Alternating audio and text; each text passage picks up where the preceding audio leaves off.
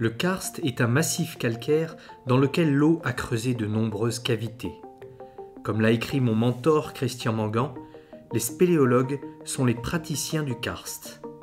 En explorant inlassablement les entrailles de la Terre, en développant toutes sortes de techniques innovantes pour pousser les explorations plus loin, les spéléologues, à leur manière, font progresser la science.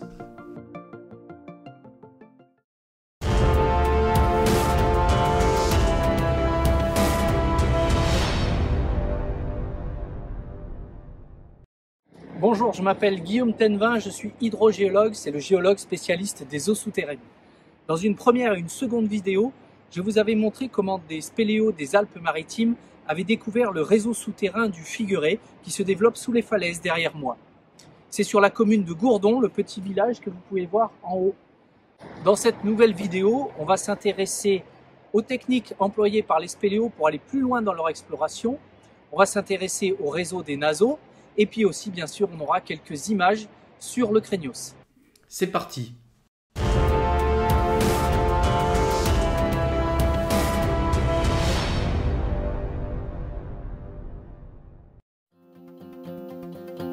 Ce matin-là, les spéléos ont décidé de pousser les explorations à la grotte des naseaux.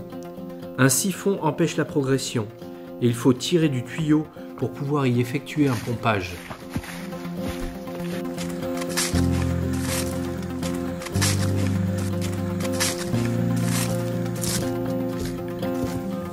La grotte des naseaux est une galerie qui s'ouvre à flanc de falaise. Elle tire son nom du fait qu'elle possède deux entrées très proches qui font penser à des naseaux. En crue, deux jets d'eau puissants peuvent s'en échapper. L'accès n'est pas des plus évidents et on s'arrête à un camp de base proche de l'entrée avant d'aller plus loin. Francis Kira, alias Chouka, du club spéléo de Gourdon et de l'association Océane Transmission, dirige les opérations.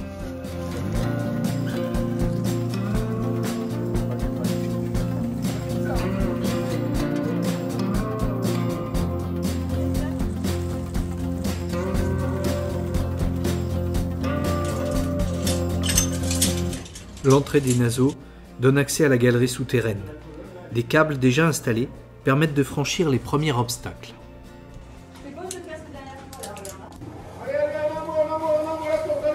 À présent, il s'agit de faire grimper le tuyau de pompage. Ici est la grande voile. Mais il tire pas là-bas. Non, il tire pas.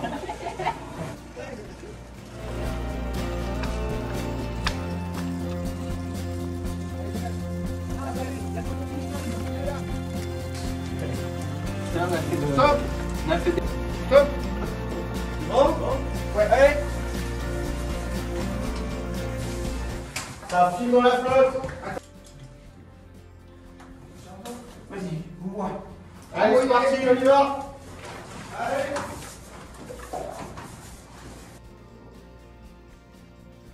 La galerie se dirige plein nord et la progression se fait lentement, sous l'œil fermé de quelques chauves-souris indifférentes.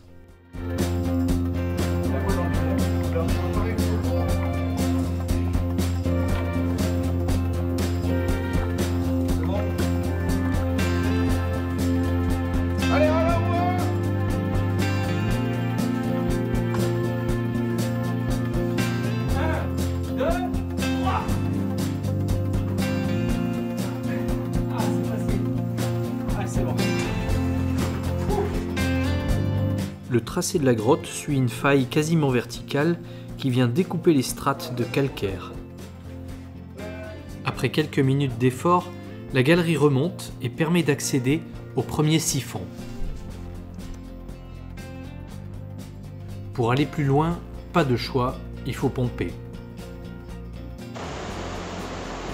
Rappelez-vous, en crue, toute la galerie est noyée et l'eau jaillit par les naseaux. Avec la décrue, les galeries se vidangent, mais de l'eau reste piégée dans les siphons, empêchant le passage. Le jeu consiste donc à placer une pompe dans le premier siphon et à le vidanger jusqu'en sortie avec les tuyaux en PEHD. Progressivement, on descend les pompes jusqu'à pouvoir passer. Bien évidemment, ce serait trop simple s'il n'y avait qu'un seul siphon, et il faut poursuivre sur le même principe pour le siphon suivant. Et tout ça pour la gloire de l'exploration. Mais qu'y a-t-il ensuite? Explique-nous comment et qui est passé derrière le premier siphon. Et c'était quand? En 1990. Donc je suis passé derrière. Ah. Et donc derrière, qu'est-ce qu'il y a? Ben, derrière, il y a 100 mètres de galerie. Donc on a vidé le S1. Et on avait équipé jusqu'à l'entrée du S2. Et on a pompé le S2. Le S2 a été ouvert et ils sont sortis dans un cône. Donc derrière, il y a un cône de boue qui fait à peu près 20 mètres de diamètre en haut. De là, ils ont débouché dans la galerie. Donc il y a un réseau fossile au-dessus. Donc il y a le réseau fossile qui peut être actif. Et là, ils ont vu qu'il y avait plein de départs. Il y a des escalades à faire avec des gros trucs au-dessus. Mais bon, ils étaient là, donc ils sont sortis, il était 2 h du matin. Et le lendemain matin, quand ils sont revenus, ben, le siphon était plein. Ah. Donc l'objectif là au Naso, mettre une station de pompage permanente dans le S2. Oui. Et d'aller faire les explorations de post-siphon du S2. Dans les gorges du Loup, le complexe karstique du Figueré réserve donc encore des surprises. Vu les débits qui s'échappent du réseau en crue, il faut s'attendre à des découvertes de plusieurs dizaines de kilomètres de galeries, essentiellement sous le territoire de Gourdon. Mais les Nasos et ses 2 siphons n'est pas la seule grotte du secteur. À peine plus bas, le réseau du Craignos est également très prometteur.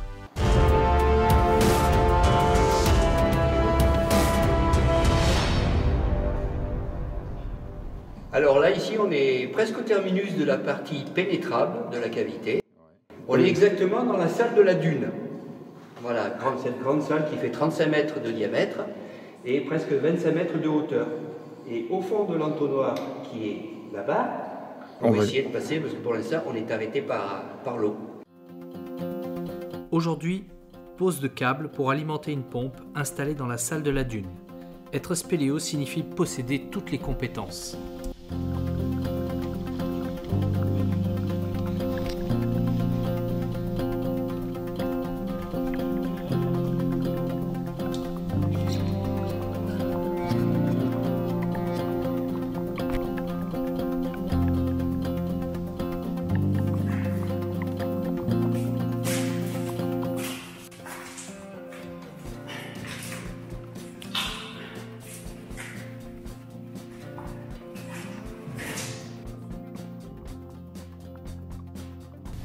Alors qu'est-ce que tu essayes de faire là, Chouka?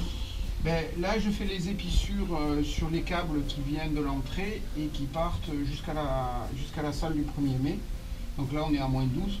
Donc là, on va raccorder tous les câbles pour la téléphonie, la vidéo, la télémétrie et l'énergie. Donc j'ai une trentaine d'épissures à faire.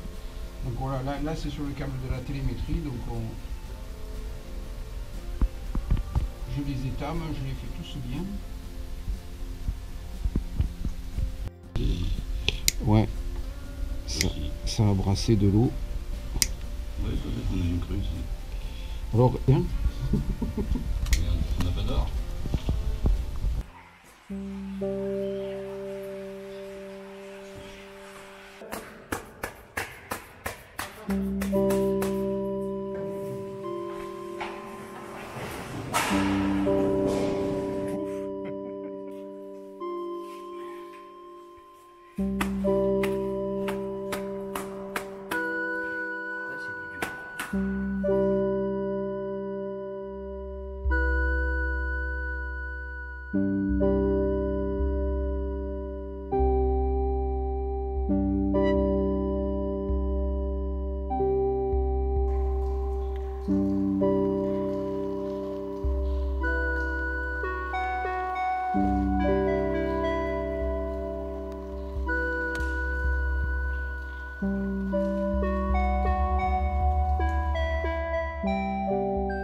Le sable de la salle de la dune est toujours présent, mais force est de constater qu'une bonne partie semble avoir disparu.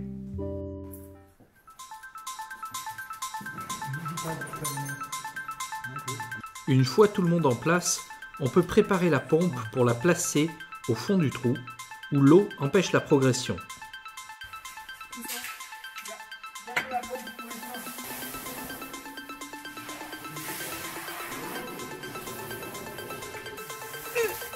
joli.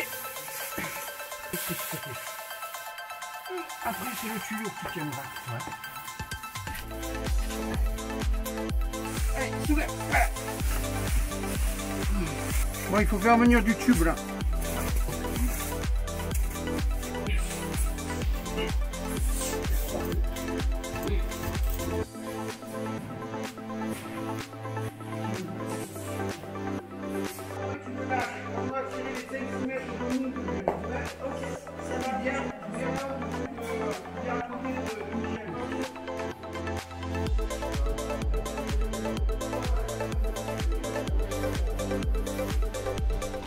La pompe est désormais branchée et il ne reste plus qu'à la tester avec un rejet dans une perte du réseau. 2, 1, top! Alors, si mon prévisionnel est bon, on devrait se situer aux alentours de 49 secondes.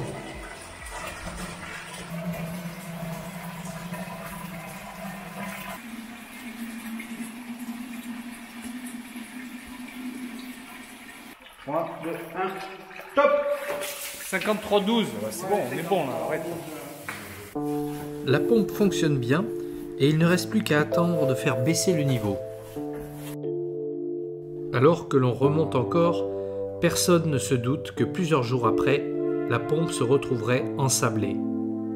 Un problème après l'autre. Pour savoir de quoi il retourne, Patrice Cabanel, plongeur spéléo, vient donner un coup de main.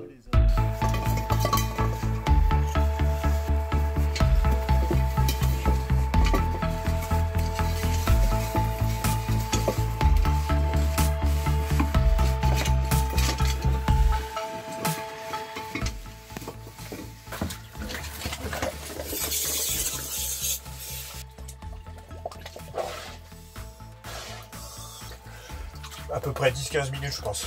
Ouais, ok, d'accord. Ok.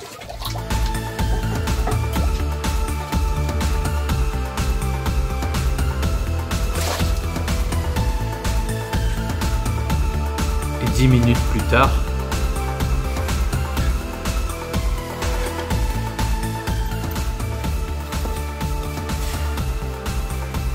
Vas-y, raconte un petit peu, si tu peux. En fait, la salle que tu avais vue, là où tu as mis ta sonde, en fait, elle est remplie de sable. Donc, tu arrives à dernier tronçon horizontal, tu as le tuyau avec la sonde qui descend, le plafond plein de cupules d'érosion comme ça. Et là, tu as une grosse pente de sable qui ferme complètement en bas. Le plymouth, il rentre dans le sable. J'ai rentré la main, tout ça en brassant, j'arrive pas à toucher. Et par contre, quand tu arrives, tu descends le long tu mets la main le long du plymouth. Si tu regardes dans cet axe-là, donc dans la faille, ça te fait une lucarne qui est grande comme ça à peu près. Et là, tu vois une autre petite salle derrière, mais toujours entre le plafond et le sable qui rejoint le plafond. Donc c'est complètement bouché par du sable. Il faudrait une grosse crue pour tout mélanger, pour tout nettoyer. le diagnostic est sans appel. Pour découvrir la suite, il faudra une crue qui chassera le sable de la trémie. Décidément, le passage par les naseaux comme par le craignos s'avère difficile. Mais la spéléo sait solutionner un problème après l'autre. En attendant, l'entrée du craignos doit être consolidée et rien de tel qu'un petit élitreillage pour transporter ciment et matériel. La spéléo mène à tout et s'autorise tout moyen.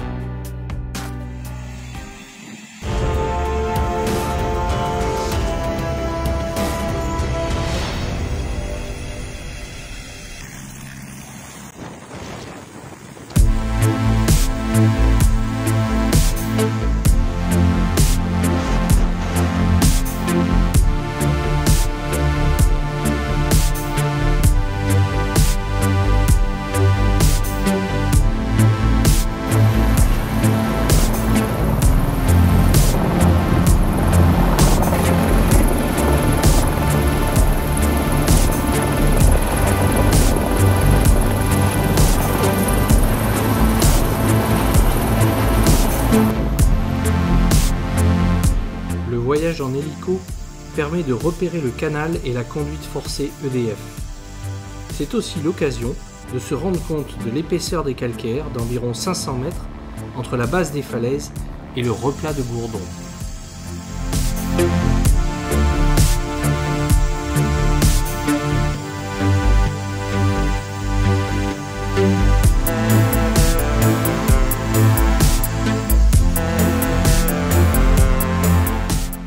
C'est à travers ces épaisseurs importantes de calcaire que les eaux de pluie gagnent les profondeurs et ressurgissent en bas des falaises de Gourdon. Il est temps de faire un point en hydrogéologie, qui est la science des eaux souterraines.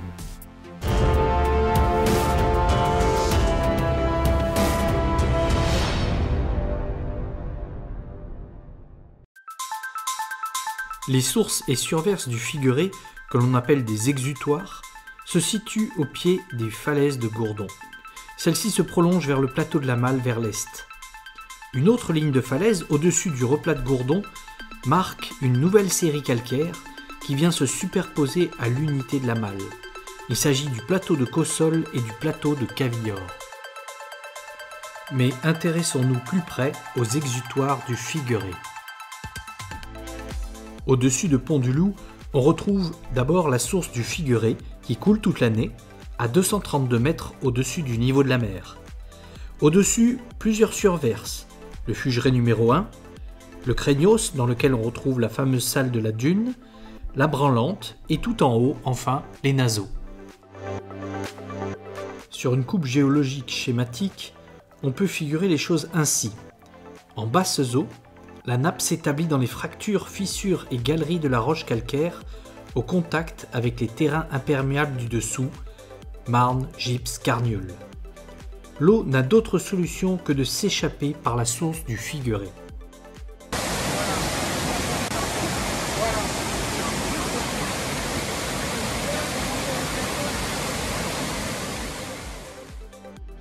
Sous l'effet de fortes et longues pluies, le niveau de la nappe va monter dans les calcaires et s'échapper progressivement des galeries de la roche par des surverses de plus en plus hautes. La première surverse à se mettre en route est le Fugeret numéro 1 à 269 mètres au-dessus de la mer.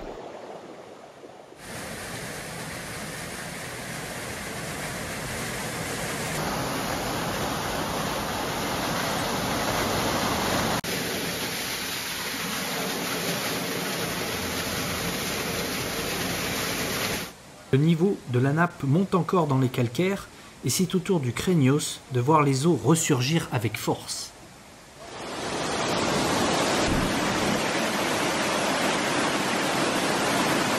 Depuis le trou d'entrée du Craignos, c'est une véritable rivière impétueuse qui s'échappe des éboulis.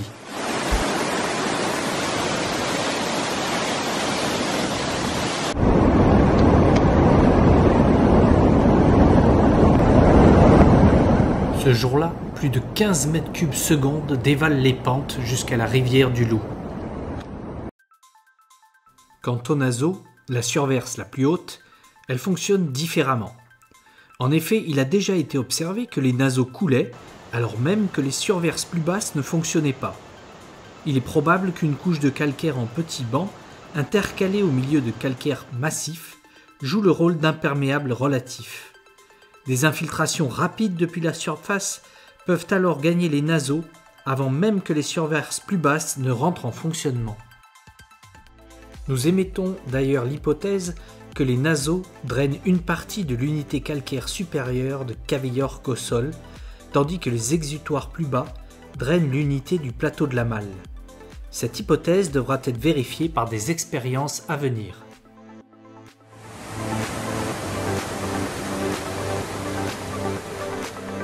En prévision de ces expériences et pour centraliser les données acquises par toutes sortes de capteurs, un labo de terrain est d'ores et déjà construit et une visite s'impose.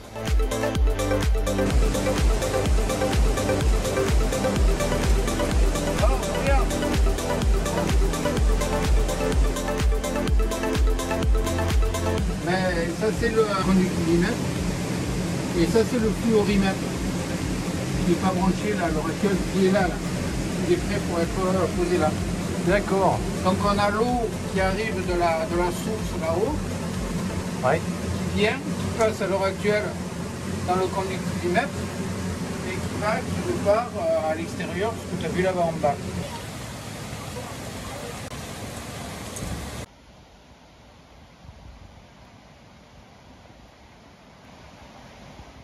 Aujourd'hui, la plupart des cavités sont donc équipées de sondes de mesure, niveau d'eau, température, et le labo permet de centraliser des équipements plus élaborés. Au pont du Figueret, une sonde de niveau permettra de connaître enfin les énormes débits de crue.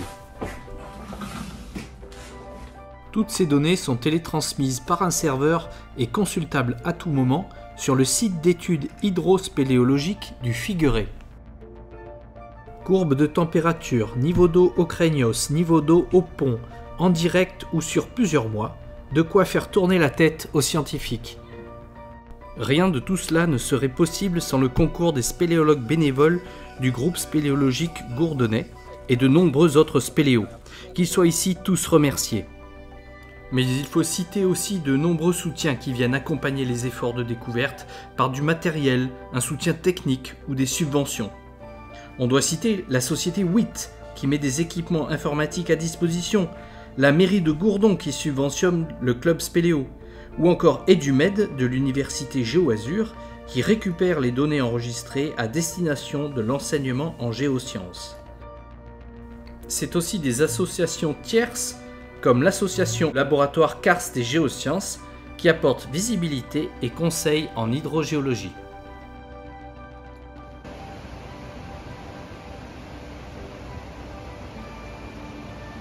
Une telle synergie dédiée à l'exploration et à la connaissance des réseaux souterrains est exceptionnelle. Par son potentiel de découverte spéléologique, par ses débits de crue hors normes, par son niveau d'équipement scientifique moderne, par l'implication des acteurs locaux, le site du Figueret représente un site expérimental de premier ordre pour l'étude du karst et des eaux souterraines.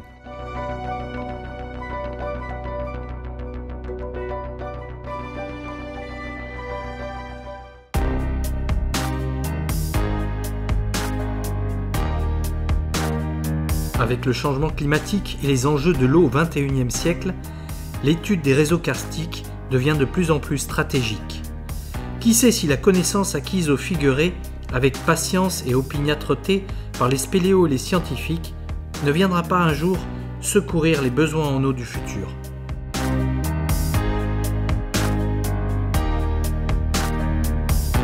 À ce jour, la suite des réseaux souterrains résiste encore. Mais nul doute que les pompages au Naso et au Craignos vont donner leurs fruits. Par ailleurs, un souffle d'air prometteur se fait sentir dans la galerie de la source au Craignos. Définitivement, nous ne sommes pas au bout des découvertes au Figueret.